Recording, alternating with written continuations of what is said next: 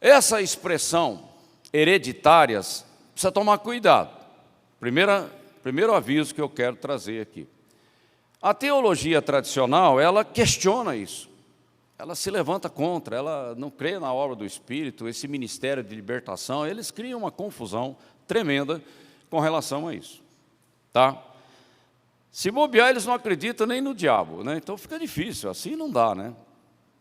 Então nós temos que entender o que isso significa. Para isso a gente traz os versículos, para você ter uma base bíblica daquilo que você está falando. E a gente tem que entender o seguinte: hereditário, a gente lembra dessa palavra da genética, né? Como se fosse uma coisa inevitável, como se fosse um determinismo, como se fosse uma mecânica. Não é bem assim. Tem todo um contexto espiritual que a gente precisa entender para não achar que é uma questão de mecânica. Sabe por quê? Porque tem um livre-arbítrio. O livre-arbítrio é um negócio tremendo que Deus nos deu e que a gente tem que saber usar. Tá certo? Mas nós vamos desenvolver o assunto. Aonde que estão os textos que dão fundamentação para aquilo que nós vamos estar falando aqui? Os mais conhecidos é o livro de Êxodo, capítulo 20, versículo 5. Depois, isso não está no PDF, tá? Quem for esperto, pega uma caneta e anota. Depois, aí fica difícil, tá? Êxodo 34, 7, também repete o assunto. Depois, Deuteronômio, capítulo 5, versículo 9, tá? E outros textos que não são tão enfáticos, é Josué, capítulo 24, 19, porque esses já não são tão conhecidos, né? 1 Reis 21, 29, Números 14, 18, Levítico 26, 39, Isaías 14, 21, são referências indiretas ou paralelas, né? E Jeremias 32, 18. Então, quando você vai ler alguma coisa sobre esse assunto, eles vão citar Êxodo e o Deuteronômio. E as outras referências quase não aparecem, tá? Mas elas são importantes para você fechar uma visão ampla do assunto. Qual é o contexto primário? Você tem que prestar atenção no que o Ney está falando, porque senão você vai me interpretar mal. Aí depois vai sair por aí, né? Ah, que o pastor falou isso. Não, presta atenção. O conceito primário do que nós estamos falando aqui foi dado para Israel, não é? Moisés está ligado a quem? A Israel. É o contexto, depois nós vamos estar mostrando isso aqui. Só que Paulo, e aí eu peço para a Stephanie projetar Romanos capítulo 11, 28, 29, ok? Porque senão a gente vai achar que esse negócio é só para os judeus, que eles estão perdidos e vai começar a falar o que não deve. Mas Paulo diz, quanto ao evangelho, eles são inimigos por causa de vocês. Então, os gentios, nós somos os gentios. Mas quanto à eleição, ou seja, uma escolha, Deus escolheu Abraão. Eu estava lá para dar palpite? Não, ele escolheu e pronto. São amados por causa dos patriarcas. Quem são os patriarcas? Abraão, Isaque e Jacó. Deus tem uma aliança com eles. E ele não quebra aquilo que ele diz. pois os dons e o chamado de Deus são irrevogáveis. Então, se Deus escolheu Abraão, quem é que vai mudar isso? Se a promessa, o filho da promessa era Isaque, quem é que vai mudar isso? Ninguém, nem o diabo, nem ninguém. E eles ainda vão se encontrar com o Messias e vão chorar amargamente como quem chora pelo primogênito. Está lá em Zacarias, é só você ler. Só que a beleza do negócio é a nova aliança. Através da morte e ressurreição do nosso Senhor Jesus Cristo. Essa é a verdadeira aliança da vida eterna que Deus tem para o seu povo. Só que Israel ainda não chegou lá, como nação, como povo, escolhido, eleito, a partir de Abraão. Eles não chegaram lá. Alguns judeus se convertem e vêm para a dispensação da igreja. Paulo é um deles, judeu, convertido a Cristo, e ele sai de uma dispensação e entra para outra. E os judeus messiânicos que firmaram uma aliança com Jesus Cristo serão arrebatados. Mas aqueles que ainda estão na incredulidade, e a Bíblia fala que Israel será reunido em incredulidade na terra, Deus preparando uma nação para se encontrar com ela. Mas isso é na segunda vinda dele. Vinda visível em poder e grande glória. A gente tem que ter uma visão clara da Bíblia para não se confundir com as coisas. Aí, eles saem debaixo daquela maldição, porque Deus visita o pecado, ele deixou isso muito claro, e eles entram na nova aliança. Jeremias fala disso. Eles ainda vão entrar na nova aliança, mas a igreja já está. O reino de Deus já está plantado dentro de nós. Aleluia! E a nova aliança fala do Espírito Santo, gente. A vida eterna, a vida abundante, reinar em vida, fala do governo do Espírito de Deus em nós. Senão nós vamos para a religiosidade. Tá? Mas vamos desenvolver o nosso assunto então. Segundo slide.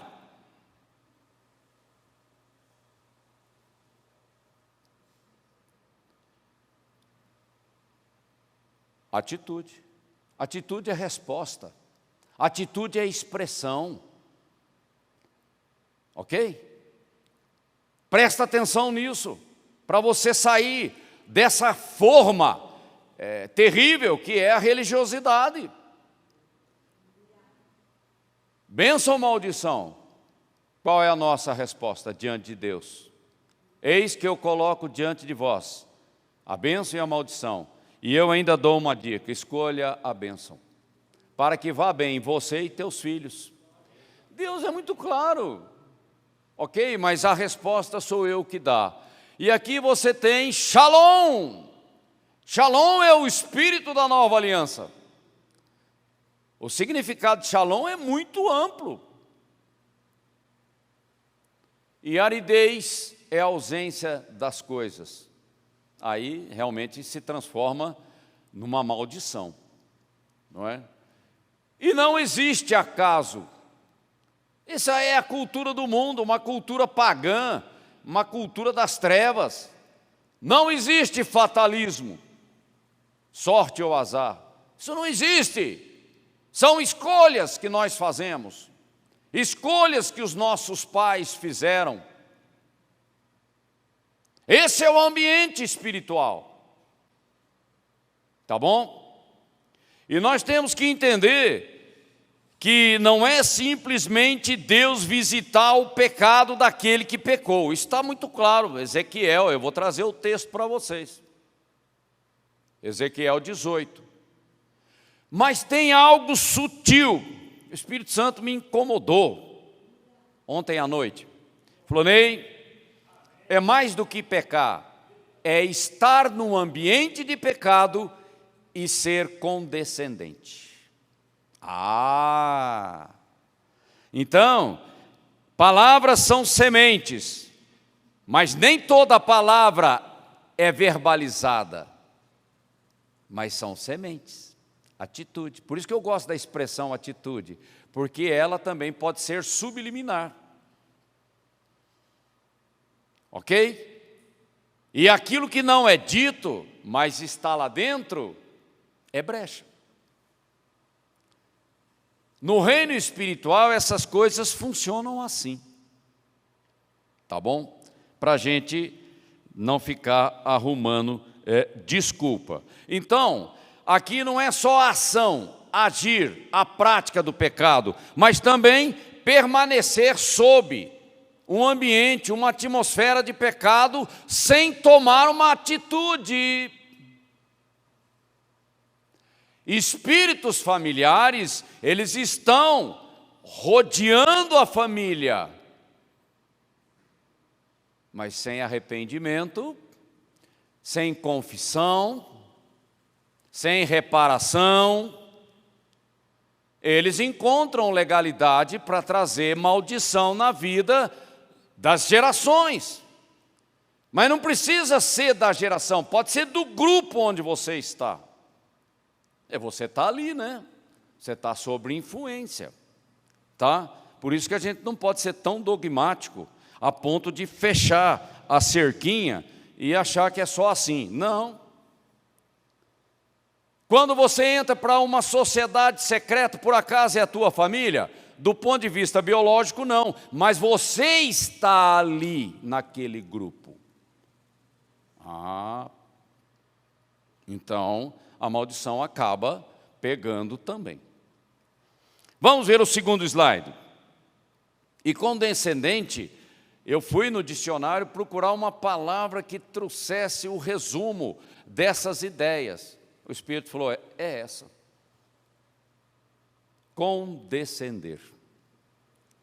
Tolerar, passivo, conivente, aí vai. Vai longe.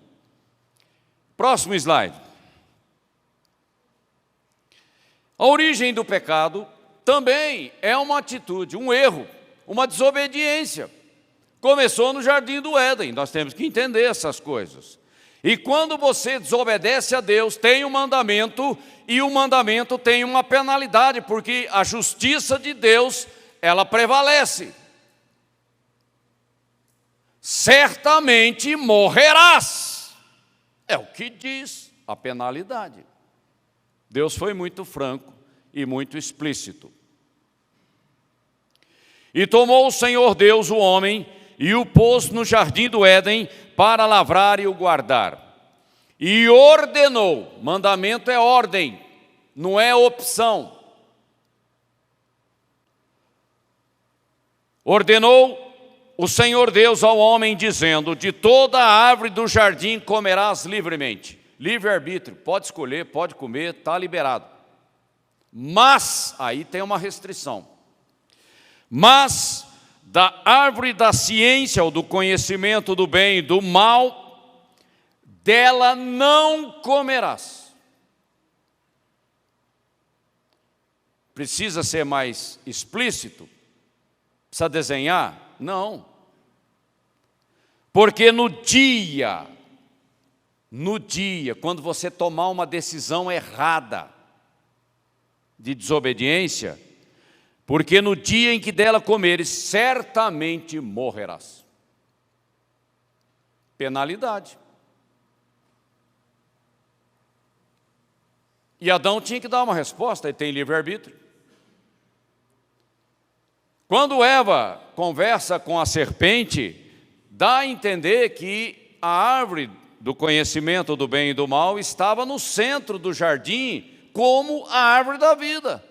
Deus não falou nada da árvore da vida. Ele poderia ter tido acesso à árvore da vida, sem nenhum problema. Mas Satanás é muito esperto, malandro, pegou Eva e mostrou a outra árvore. O inimigo, ele é estratégico, e nós temos que entender essa questão na guerra espiritual. Então o Senhor abordou Caim, outra passagem de Gênesis. Esse versículo é o primeiro aconselhamento pastoral que tem na Bíblia. O próprio Deus falando com Caim. Tá bom? Para você ver a bondade de Deus, como Ele é transparente, como Ele joga limpo. Não é? Então o Senhor abordou Caim. Por que você está nervosinho? Aí é a tradução do Ney, tá? E por qual motivo teu rosto está assim, com cara de endemoniado, né? Tá bom? Trazendo aqui para o nosso contexto. Se você proceder bem, tranquilamente você será aceito. Se, condicional, resposta. Tá bom? Entretanto, se você não quiser seguir esse caminho por causa de uma obstinação do teu coração, teimosia, sabe, tome conhecimento que o pecado jaz à tua porta e ele vai te destruir. No entanto, cabe a você resisti-lo. Precisa mais? Agora, Caim, a responsabilidade é tua.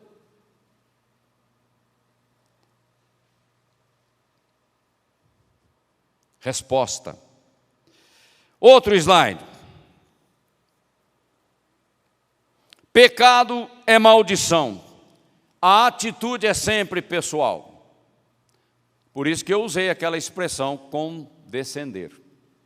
Porque você acaba sendo conivente, omisso com relação a uma determinada situação. E o pecado traz consequências. Porque o pecado aborrece a justiça de Deus. Mas diante de uma situação, você tem duas portas. A porta do arrependimento ou a porta da obstinação. Não é o que Deus falou com Caim, nós acabamos de comentar? Obstinação é coisa do demônio. O arrependimento é uma coisa do Espírito Santo. Tá? Caim disse a Abel, seu irmão, vamos ao campo. Malandro, planejando algo errado, olha só como é que você vai. O caminho da maldade. Ninguém, nenhum anjo impediu Caim de seguir esse caminho. Ele escolheu esse caminho, mesmo Deus avisando. Estando eles no campo, Caim se levantou contra Abel, o seu irmão, e o matou. O primeiro homicídio do planeta Terra, o primeiro não, porque teve o animal que foi sacrificado por Deus para cobrir a nudez de Adão e Eva. Mas eu estou falando de ser humano, o primeiro sangue derramado na terra. Tá? O Senhor, paciencioso como Ele é, Ele atravessa o caminho de Caim e diz, onde está Abel, o seu irmão? Ele sabia, mas ele pergunta para trabalhar com a consciência de Caim. São perguntas propositais. E ele, de forma mal educada, grosseiro, respondeu, e eu lá sei. Por acaso eu sou babysitter do meu irmão? Ainda é grosseiro com Deus, Deus falando com ele e ele reagindo de forma inadequada. E o Senhor disse, o que foi que você fez? Agora vem o juiz. A voz do sangue, olha que sangue tem voz, é espiritual. A voz do sangue do seu irmão clama da terra a mim, chega até o meu trono, e eu sou o juiz, eu estabeleço a justiça. Ok? E agora você é maldito sobre a terra, cuja boca se abriu para receber da sua mão, a sua mão, você foi o agente, você que criou essa situação, e eu tinha te avisado, receber o sangue da sua mão, o sangue do seu irmão. Quando você cultivar a terra, ela não lhe dará a sua força, você será fugitivo e errante pela terra. Olha aí, penalidade, pá. Mas Caim foi avisado, e não estava nem aí. Ok? Para vocês verem como o pecado vai criando uma cauterização no coração. Outro slide. A questão do pecado, a gente tem que entender isso desde o princípio.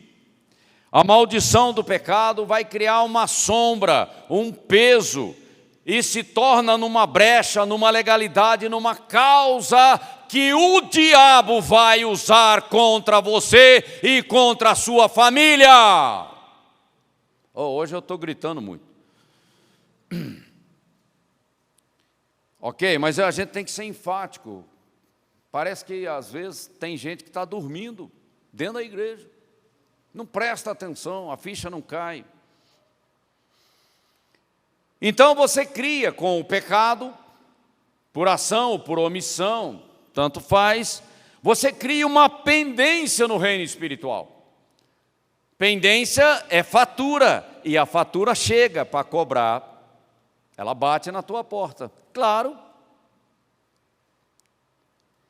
E aí tem a história dos espíritos familiares, que é uma outra expressão que você tem que tomar um pouco de cuidado também, tá? O pecado entra numa família pelo avô, um exemplo qualquer. Aí ele tem filhos, filhas, depois vem os netos, bisnetos. Aqueles demônios estão ali.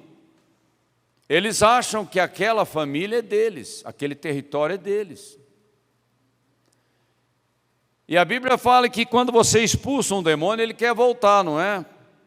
Porque se tivesse casa disponível na terra, ele simplesmente sai daqui e vai para ali, não é? Mas não é, ele quer voltar. E quer trazer coisa pior. Aí veja bem, o pecado é pessoal e a responsabilidade é pessoal, porque a Bíblia diz que é assim. Tem muitos versículos aí falando sobre isso. Só que a influência maligna, maldita daqueles demônios estão sobre as gerações. E aí cabe ao filho, à filha, ao neto, à neta, ao bisneto, sei lá quem for, reagir contra isso, porque senão você cai na condescendência. Então você vai apanhar por não reagir. Porque senão a gente vai entender que maldição é uma coisa calvinista, né? Aquilo está determinado e não tem solução. Espera lá, mas e a cruz de Cristo? Que nos resgatou da maldição da lei. E a maldição vem da desobediência da lei. Então a gente tem que, teologicamente você tem que entender. Resposta. A resposta de quem pecou e a resposta de quem está naquele ambiente. Qual é a resposta? O filho, o neto, pode simplesmente reagir contra e falar, não, esse pecado sobre mim não, essa maldição sobre mim não, e vai buscar refúgio, cobertura no sangue do Cordeiro. Mas ele pode simplesmente falar assim, não estou nem aí. Não está nem aí? O demônio leva a sério. São respostas que nós temos que dar.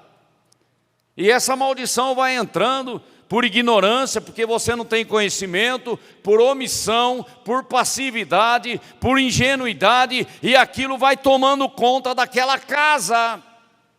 Alguém tem que reagir, se levantar e se colocar na brecha do muro. É assim que funciona, porque senão os espíritos familiares vão continuar agindo ali. E a gente não presta atenção de que nós também estamos envolvidos nessas coisas. Caim, adquirido ou possuído, né? O nome já começa a falar, né? É incrível, né? No hebraico, Caim, possuído de demônio, porque ele abriu a porta. E olha que a descendência de Caim foi uma desgraça. A Bíblia nem perde muito tempo com a descendência dele. Então Caim disse ao Senhor: meu castigo. Aí olha como o pecado funciona. Ele já toma aquilo como sendo dele. Onde que está o espírito do arrependimento quando Deus fala com você? É mais fácil você assumir o papel de vítima, de maldito, de desgraçado, do que se arrepender diante de Deus. Orgulho, dureza de coração. Não é? Meu castigo não é meu. Você infringiu leis espirituais e elas têm penalidade. Cabe a você se arrepender e quebrar esse elo de maldição na tua vida e na vida dos teus descendentes. Mas tem que ter arrependimento. Vitimização não resolve nada, só coloca gasolina na fogueira. Meu castigo é tão grande que não poderei suportá-lo. Claro, não vai mesmo. Eis que hoje me expulsas da face da terra, e da tua presença terei que me esconder. O pecado é coisa de fugitivo. Adão e Eva, quando ouviram a voz do Senhor, eles fugiram. E qual é a expressão disso na igreja? Quando você está em pecado, você sai da igreja. É típico do pecador, fugir. Fugir da presença daquele que julga, mas quem julga oferece arrependimento. Em vez de pegar o arrependimento numa postura de humildade, ele prefere ficar fixo na sua obstinação. Ego, a arrogância, a obstinação do coração do pecador. E quem se encontrar comigo me matará. O Senhor, porém, lhe disse: não. Olha só, aquele que julga diz: não, não vai ser bem assim não. Deus está falando para ele: Caim, tem opção, cara. Larga a mão de ser burro. Não é? E se alguém matar Caim, será vingado 7 vezes. Só para dar um refresco para ele. E o Senhor pôs um sinal em Caim para que, se alguém viesse a encontrá-lo, não o matasse. É apenas uma longanimidade que não vai resolver o problema de Caim, mas vai estender um período de misericórdia. Só isso. E Caim se retirou da presença do Senhor. Fugitivo, corre de Deus, corre do arrependimento, não é humilde. Não se quebranta diante de Deus, não se rende diante de Deus, prefere ser vítima e fugitivo. Olha só como a situação vai piorando e a maldição só vai crescendo. Outro slide.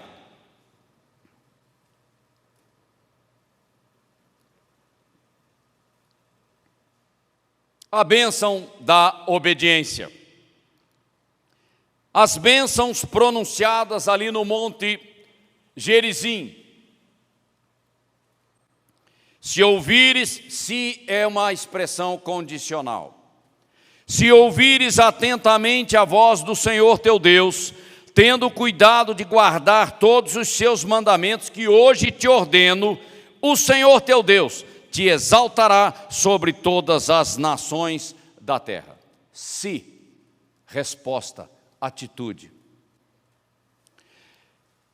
Se ouvires a voz do Senhor teu Deus, todas estas bênçãos listadas ali em Deuteronômio, você pode ler lá no 28, todas estas bênçãos virão sobre ti e te alcançarão, e os teus descendentes serão abençoados. Eis que eu coloco diante de ti a bênção e a maldição. Bênção, obediência. Maldição, desobediência. Escolhe, pois, a vida para que você vá bem e os teus filhos.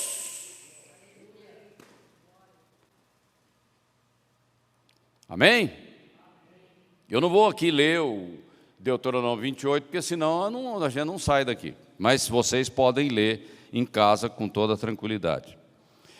E o outro lado da moeda, a desobediência será punida. Lá foi proferida no Monte Ebal.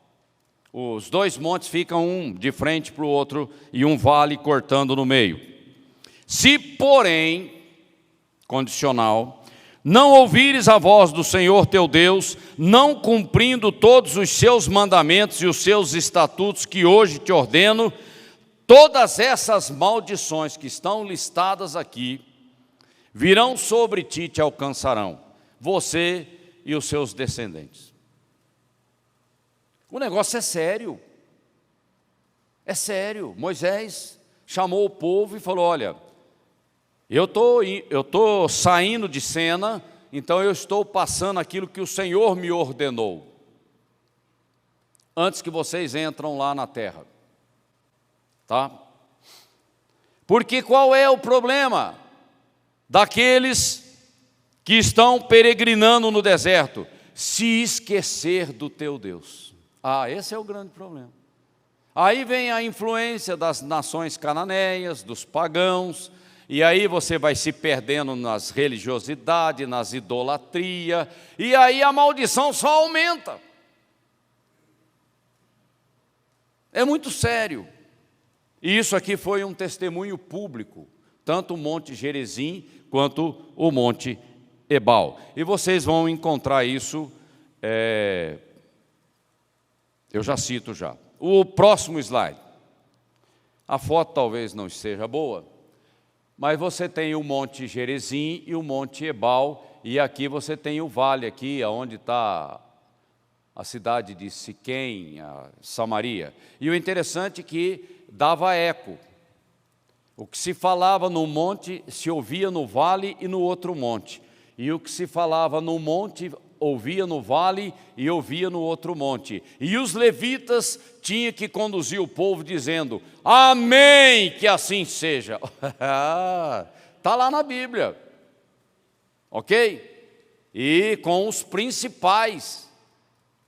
Ele dividiu as tribos lá e os principais em cada monte. Eles estavam jurando diante de Deus, era um juramento. Não é, quem sabe, talvez. Não, é um juramento público, feito por eles.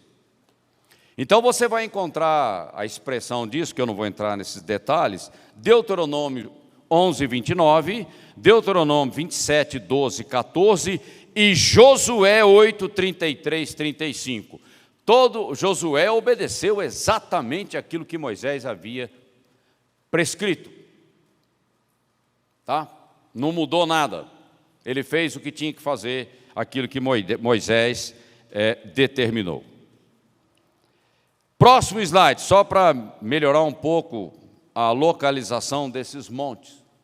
Então você tem aqui, mais ou menos na região de Samaria aqui, você tem o Monte Ebal, o Monte Gerizim, e aqui Jerusalém, o Mar Morto, o Mar da Galileia, o Mar Mediterrâneo. Aqui no norte você vai ter o Líbano. Então, só para vocês entenderem que nós não estamos inventando historinha aqui, não. Isso são fatos. Voltamos então para os nossos assuntos, que o nosso tempo está voando. Outro slide. Deus julga o pecado.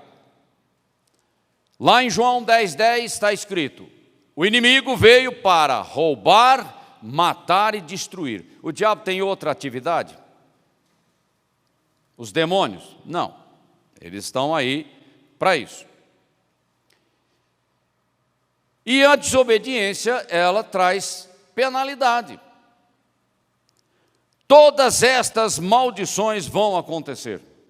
Não porque é um fatalismo, mas porque não teve arrependimento, ou houve desobediência. Elas vão perseguir, apanhar e destruir vocês, porque não obedeceram ao Senhor seu Deus e não cumpriram os mandamentos e os decretos que Ele lhes deu.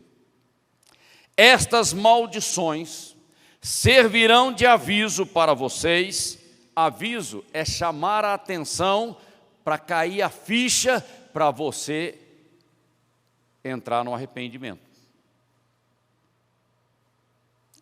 Deus trabalha assim. A tristeza, segundo Deus, é para arrependimento. Mas a tristeza, segundo o mundo, segundo o diabo, é para matar, roubar e destruir. São propósitos diferentes. Estas maldições servirão de aviso para vocês e para os seus descendentes do juízo de Deus, porque Deus julga. Tem que tomar consciência, tem que ver. Para sempre, Israel, e isso no contexto de uma aliança mosaica. E a expressão está lá, para sempre. Essa expressão para sempre na vida de Israel termina quando? Quando eles entrarem no espírito da nova aliança, na segunda vinda. Aí eles vão entrar no milênio. Aí essa coisa é quebrada. Vocês entendem? Porque no estado eterno, depois do milênio, no estado eterno, esse para sempre aqui não vai funcionar, não tem como. Ok? Por isso que a nova criação é sair debaixo da maldição da lei para entrar no ambiente da fé e da graça,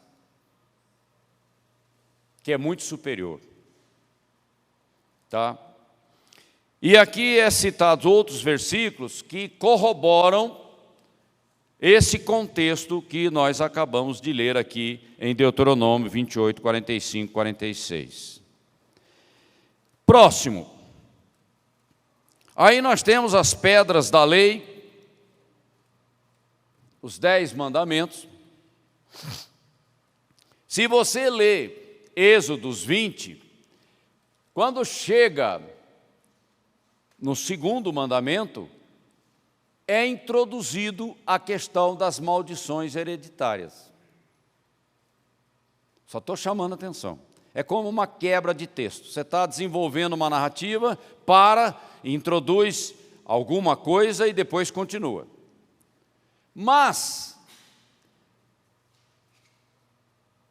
o povo é julgado pelos 10 mandamentos, porque senão você poderia concluir erradamente, o Espírito Santo me chamou a atenção, que o negócio para aqui, né? O primeiro e o segundo. É lógico, são os mais importantes, que se referem a você amar a Deus acima de todas as coisas. Depois é consequência, né? Honra teu pai e tua mãe, é consequência. São relacionamentos horizontais, tá? Mas não, Israel foi escravizado pela Babilônia porque não cumpriu os anos sabáticos. Então, isso mostra que é o escopo de todo o contexto dos 10 mandamentos que estão envolvidos aqui. Para a gente chamar a atenção, para a gente não se confundir, porque eu comecei a pensar isso e o Espírito Santo me chamou a atenção. Outro slide. O contexto dos 10 mandamentos. Então Deus falou todas essas palavras: eu sou o Senhor teu Deus, que te tirou da terra do Egito, da casa da escravidão. Não terás outros deuses além de mim. A questão da idolatria. Não farás para ti imagem esculpida, nem figura alguma do que há em cima no céu, nem embaixo da terra, ou nas águas debaixo da terra. Questão da idolatria, outros deuses. Não te curvarás diante delas, nem as cultuarás, pois eu, o Senhor teu Deus, sou Deus zeloso. Zeloso porque eu sou o juiz, eu julgo. Tá?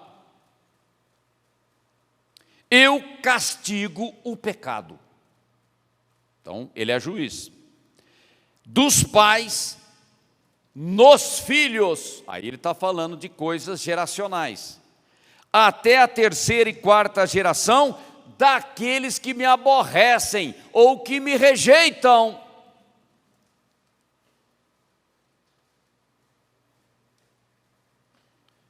Vocês estão entendendo? E isso aparece mais vezes na Bíblia, não é só aqui não, mas esse é o mais conhecido. O pai desobedece, não se conserta com Deus, ele está debaixo de maldição. E os filhos? E os netos? Alguém tem que tomar uma atitude. O problema está aí. O filho se acomoda, o neto se acomoda mais ainda e a desgraça aumenta. Alguém tem que tomar uma atitude. Reconhecer o pecado, confessar o pecado diante de Deus e ter uma vida transformada.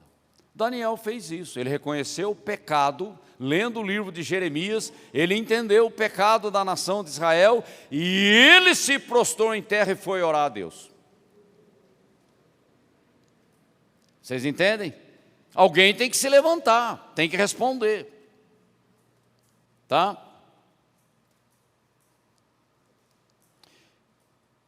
Mas sou misericordioso com 1000 gerações dos que me amam e guardam os meus mandamentos. Olha a diferença entre a bênção e a maldição. Mas tudo é uma questão de atitude. Você entra ou não entra? Você sai ou não sai? E isso vale para os pais, para os filhos, para os netos e para os bisnetos. E aí eu cito mais versículos que corroboram a mesma coisa. Outro slide.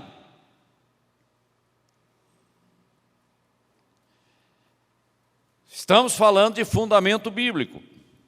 O Senhor passou adiante dele, Moisés, e disse: eu sou Yahvé, o Senhor, o Deus compassivo, cheio de misericórdia e que não se irrita com facilidade. Ou seja, ele é longânimo, ele é paciente, cheio de amor e fiel às suas promessas. Deus se apresenta assim, o lado do caráter dele. Ele não chega, eu sou juiz, comigo é assim, escreveu, não leu. Deus não se apresenta assim, mas ele é juiz. Nós não podemos cancelar esse atributo da sua divindade.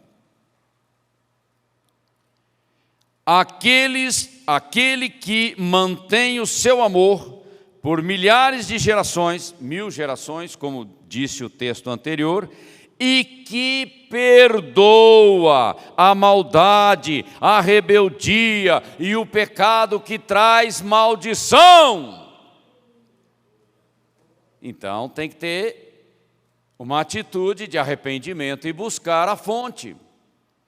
Mas que não se esquece, olha que interessante, de castigar os culpados. Então ele é juiz, pecou, vai ter que responder.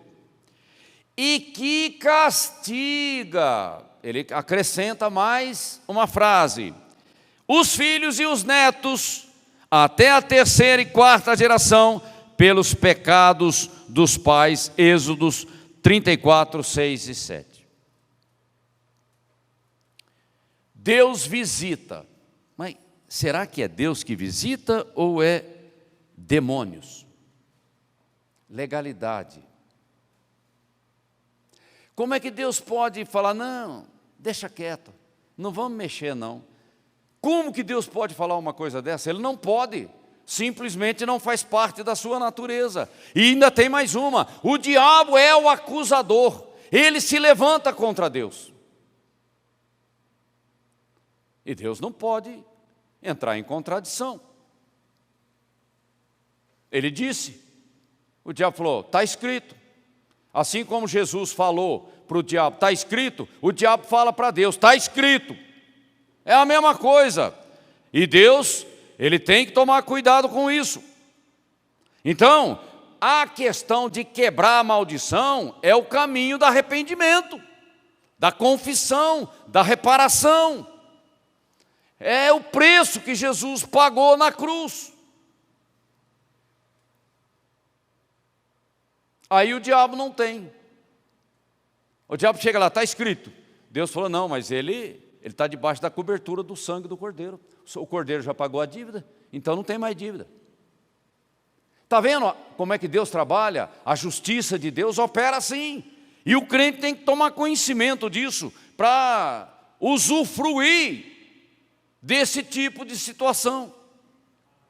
Amém? Agora, na ignorância não dá, né? O juiz não pode cancelar a penalidade da culpa de forma unilateral. Ele simplesmente não pode. Ou seja, sem que haja arrependimento, confissão e mudança, reparação. Para quebrar a acusação do diabo, o caminho é o arrependimento. Porque o diabo chega com a fatura diante do trono. Está aqui, ó. Ele está na minha mão, tem legalidade. E Deus não pode fazer nada. Ok? Aí nós temos que entender que a questão do arrependimento é importante, porque é uma questão pessoal, mas também é geracional. Porque você tem que tirar aquela carga de maldição que pesa sobre os descendentes. Mas tem outra coisa, a intercessão. Essa eu não tinha colocado ali, o Espírito Santo me falou agora, falou assim, você está esquecendo de um negócio. Na verdade, quem prega é o Espírito Santo. A intercessão, alguém tem que se levantar e se colocar na brecha, porque você ora para os que pecaram e para os que vão vir, não é, Maria Luísa? Alguém se levanta e fala, não, Deus, eu intercedo por eles, como Daniel fez, como muitos fizeram, tá? Como Jesus, o maior exemplo de intercessor, que continua no céu orando por nós. Então, olha só a maneira de se trabalhar essa questão da maldição, nesse ambiente familiar, geracional que nós estamos discutindo. Pode ser numa nação, como Daniel orou por Israel. E passando, agora eu vou entrar no Novo Testamento. Se tem uma coisa que o crente tem que tomar cuidado, é não ser dogmático. Eu apanhei muito na vida por causa disso. Aí você vai chegando aos 70 anos, o Espírito Santo fala assim, ei, está na hora de crescer, né? Glória a Deus por isso. E passando Jesus, viu um homem cego de nascença. Ah, primeira coisa, maldição. Ah, mas não dá outra. O cara nasceu assim, tem maldição nesse negócio, né? Um crente cabeça dura já daria o veredito. E os seus discípulos, então, né, nós estamos envolvidos aqui, lhe perguntaram dizendo, Rabi, quem pecou, este ou seus pais, para que essa desgraça acontecesse na vida dele? Olha que pergunta, mas assim na bucha. Se nós estivéssemos lá, a gente faria a mesma pergunta. Tá? Jesus respondeu, nem ele pecou, nem seus pais. Caramba, que resposta, hein? Jesus, aqui não é ninguém, não. Mas foi assim. Foi assim a soberania de Deus. Eu não tenho outra maneira de interpretar uma expressão dessa. Para que se manifestassem nele as obras de Deus. Aí todo mundo ficou assim. A teologia caiu por terra, todo mundo ficou assim, e agora? O que nós vamos fazer? Vocês estão entendendo? Quando Jesus entra na história do homem, ele entra para mudar. Para mudar. Tá? Aí Jesus falou assim, não, se Jesus, só imagine, uma hipótese, não existe. Aí Jesus, diante daquela pergunta, ele fala, ô Pedro, pega um papel e uma caneta, vamos fazer, né, a radiografia espiritual desse rapaz, para a gente entender aonde que está o B.O. Jesus nem tomou conhecimento, ele falou, ó, isso aqui está aqui porque eu vou fazer um milagre agora. Está entendendo? Eu não estou desqualificando o ministério da libertação, não é nada disso. Eu só estou dizendo como Jesus se coloca diante das coisas. É bom fazer uma radiografia? É bom você ver os antecedentes? Claro que é, a gente sabe disso. Mas Jesus, com a autoridade que ele tem, ele simplesmente resolve. E Davi declarou a Deus, agora vê o outro lado, eu peguei um do Novo Testamento, agora vou pegar um do Velho. E Davi declarou a Deus, não fui eu quem mandou recensear o povo? Claro, teimoso, turrão. Não fui eu quem pecou e fez o que era mal? Claro que foi, e o povo estava pagando o preço da rebeldia dele. Entretanto, estas pessoas não passam de ovelhas inocentes, mas estavam apanhando. Que erro eles cometeram? Olha Davi se vitimizando e tentando consertar um erro que ele cometeu. Ó Yahvé, meu Deus. Aí ele dá uma de herói, né? Que o teu castigo, que estava atingindo todo o povo, caia sobre mim e sobre a minha família, contudo, livra o teu povo. É uma intercessão. Entende? Aí quando você vai ler o texto, no final do capítulo, Davi se arrepende e se aquebranta diante de Deus. Aí Deus muda a situação. Não é dando uma de herói. Moisés também quis dar uma de herói. Então risca o meu nome do livro. Ele falou, ó, você pode ter certeza, aquele que pecar contra mim, o nome vai ser riscado mesmo. Não depende de você, Moisés, não depende de você, Davi. Sou eu o juiz, a justiça é minha, é do meu jeito. Sabe, a gente entender essas coisas. E você pode ler o livro de 2 Samuel, capítulo 24, para entender essa história do recenseamento lá, que trouxe dor de cabeça para Davi. Outro slide, para a gente caminhar para o fim aqui. Nosso tempo está...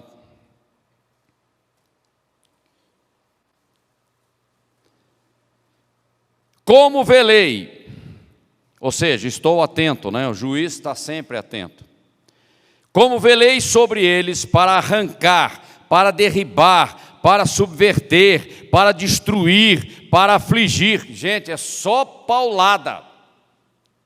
Assim velarei sobre eles para edificar e para plantar, diz o Senhor. Isso é bênção, isso é prosperidade, isso é shalom. Naqueles dias, que dia é esse? Isso aqui está falando de algo que Deus ainda vai fazer, é escatológico, na história daquela nação, Israel. Naqueles dias já não dirão, os pais comeram uvas verdes e os dentes dos filhos é que se embotaram. Cada um, porém, será morto pela sua iniquidade. De todo homem que comer uvas verdes, os dentes se embotarão. É pessoal, resposta pessoal diante de Deus. Desobediência é uma questão pessoal, mas ela também é nacional, ela também é coletiva, ela é grupal. Eis aí vem dias, eis aí quando? Está falando do futuro. Deus tem um futuro com Israel. Diz o Senhor, em que firmarei nova aliança com a casa de Israel e com a casa de Judá. Eles ainda têm um encontro com o Messias. Isso tete a tete, face a face. E vocês podem também ler lá em Lamentações 5, 7, 19 e 22, falando assuntos relacionados. Então, a nova aliança é um divisor. Entre maldição e bênção, a nova aliança entra para quebrar o poder do pecado, o poder da maldição. E é uma resposta. Entrar para a nova aliança é uma resposta, é sempre uma resposta. Não é frequentar uma igreja, é diferente.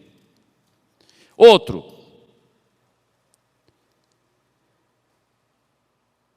eu estou trazendo versículos bíblicos chaves para ampliar a visão desse assunto na cabeça de vocês, tá?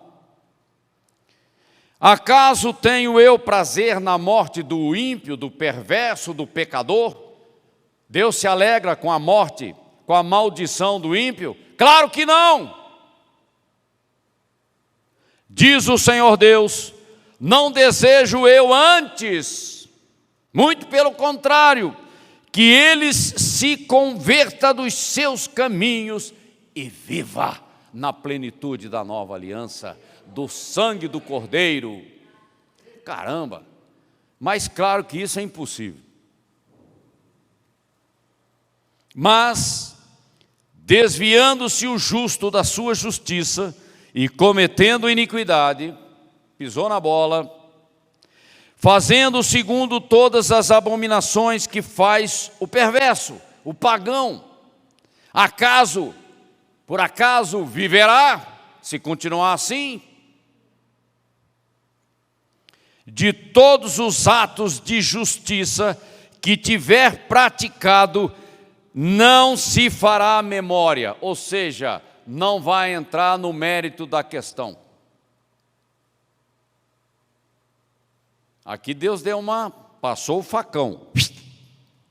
Não vem com o currículo do passado, não. É o pecado que não está resolvido na tua vida. Tá? Eu não posso usar o meu currículo quando eu fui crente cheio do Espírito Santo, que eu era uma bênção, mas agora eu pisei na bola. Não adianta levantar o passado para querer justificar e sair da consequência do presente. É isso que Deus está falando. Na sua transgressão com que transgrediu e no seu pecado que cometeu, neles morrerá, se não se arrepender. Palavra dura. Mas, qual é a boa notícia que a Bíblia traz através do apóstolo João? Se confessarmos os nossos pecados, completa. Hã? Mas tem que confessar, né? Tá bom. Eu costumo dizer, boca fechada não entra mosquito, mas também não gera nada. Né? É simples assim. Abra a boca. Você tem que confessar o pecado do seu filho? Confesse. Do seu neto? Confesse. Entre na batalha da intercessão, gente. Se coloca no lugar dele e clama pela vida dele. Não fica assim, ah, meu Deus, ai, Senhor. Até aqui você só está reclamando das consequências, mas você não está sendo ativo no reino espiritual. Olha para o teu filho e faça guerra espiritual em favor dele. Vai ficar reclamando, vai ficar, ai Senhor, porque ele fez isso, porque ele fez aquilo, que não sei o quê. Até agora você não resolveu nada. É a intercessão pela vida dele que gera um ambiente de milagre. Isso é compaixão, tá bom? Portanto, eu vos julgarei a cada um, olha só como é pessoal, segundo os seus caminhos, ó casa de Israel, diz o Senhor Deus, convertei-vos e desviai-vos de todas as vossas transgressões, e a iniquidade não será uma pedra de tropeço na tua vida.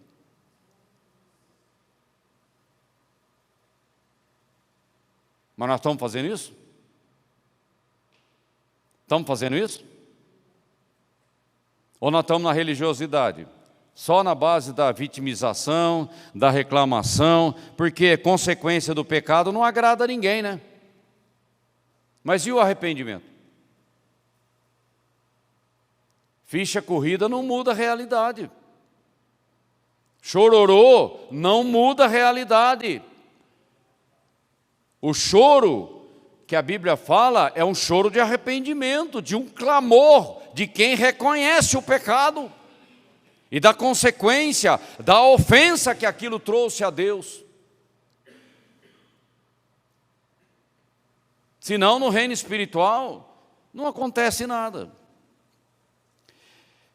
Ok, próximo. Nós já estamos caminhando para o fim.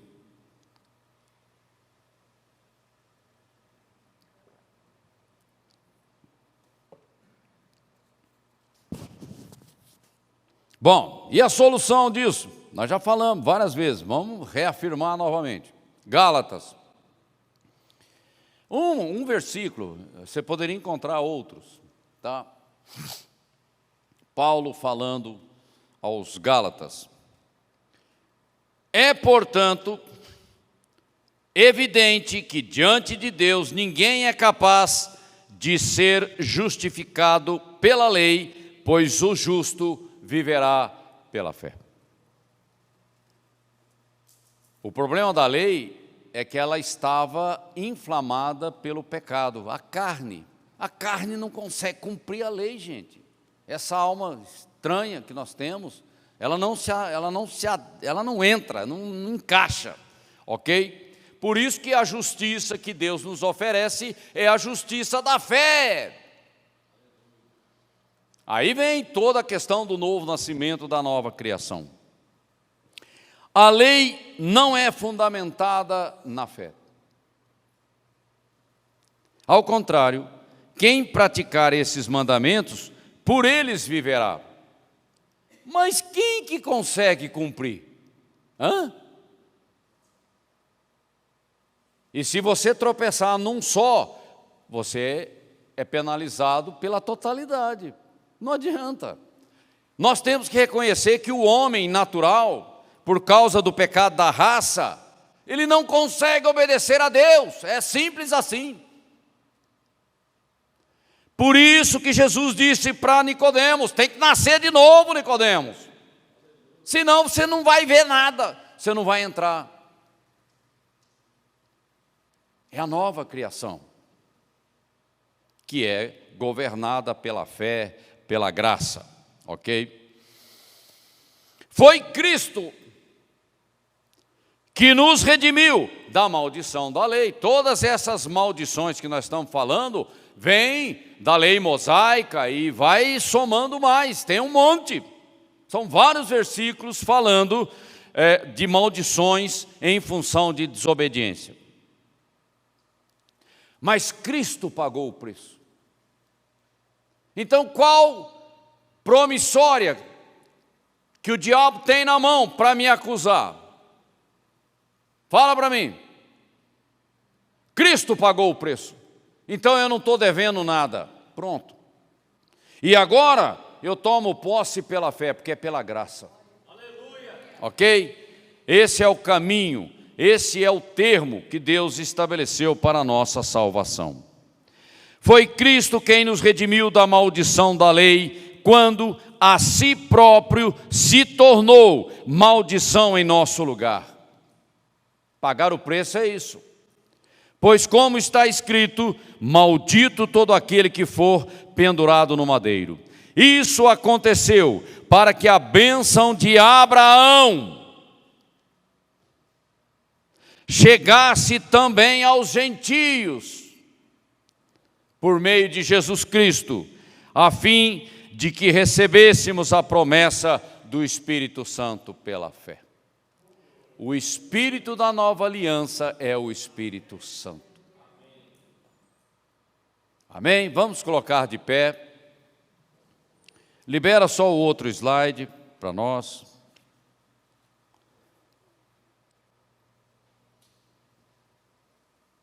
A minha vida de serviço a Cristo pela fé não é em vão.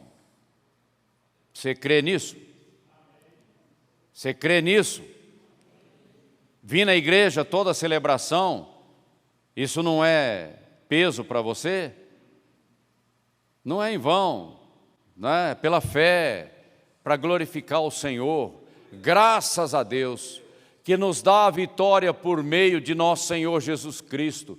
Portanto, meus amados irmãos, sejam firmes, inabaláveis e sempre abundantes na obra do Senhor,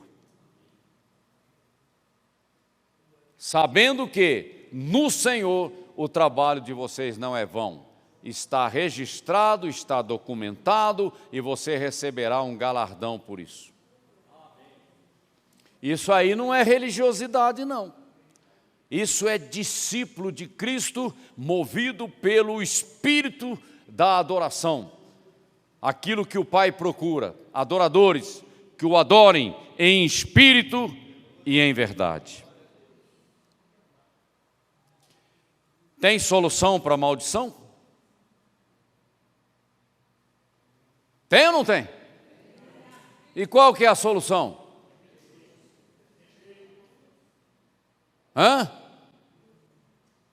Se a solução é Cristo, a palavra de Cristo tem que estar na boca de quem? Do discípulo. E o que nós temos falado quando o problema chega? Estão entendendo? A importância da nossa responsabilidade. Nós precisamos nos arrepender. O arrependimento tem que ser rápido na nossa vida. Quando você começa a racionalizar, você vai virar teólogo. E teólogo não serve para nada. Tá? Você tem que ser um crente em Cristo, cheio do Espírito Santo, obediente, submisso, alegre, cheio de vida, a vida que procede dele mesmo. Começou a racionalizar, você já se perdeu. Eu não posso fugir do fundamento da palavra de Deus na minha vida. Tá? A palavra de Deus tem que estar no meu coração, ela tem que estar na minha boca. Amém? Você anda por circunstância? Você anda por situações? Não. Eu ando pelo que está escrito. Isso é que traz diferença na nossa vida. A fé está no coração. E a fé é alimentada pela palavra de Deus. Experiência pode trazer fé? Na verdade, a Bíblia diz que a fé vem pelo ouvir e ouvir da palavra de Deus. A experiência confirma o que já está escrito. Mas eu não posso entrar num caminho perigoso de basear a minha vida cristã só em experiência.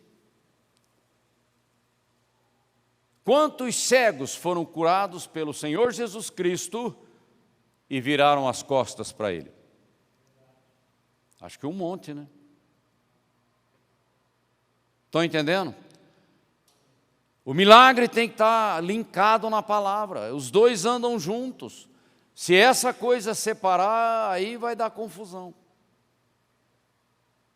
mas a ausência de milagre na minha vida, eu posso estar entrando num clima de aridez. Também não funciona. Porque shalom é milagre o tempo todo. Amém? Amém. Senhor, nós nos prostramos diante de Ti em arrependimento, nos prostramos diante de Ti, diante do poder e da autoridade da Tua palavra. Senhor, trabalha a estrutura do nosso entendimento, a metanoia, ó Deus, para que possamos entender, compreender e tomar posse e experimentar a Tua perfeita vontade. Para que a Tua perfeita vontade seja a expressão do reino na nossa vida, nesse tempo de peregrinação em que nós estamos. Senhor, não podemos abrir mão da unção do Espírito Santo na nossa vida. Não só por causa da nossa própria vida, mas por causa daqueles que estão à nossa volta.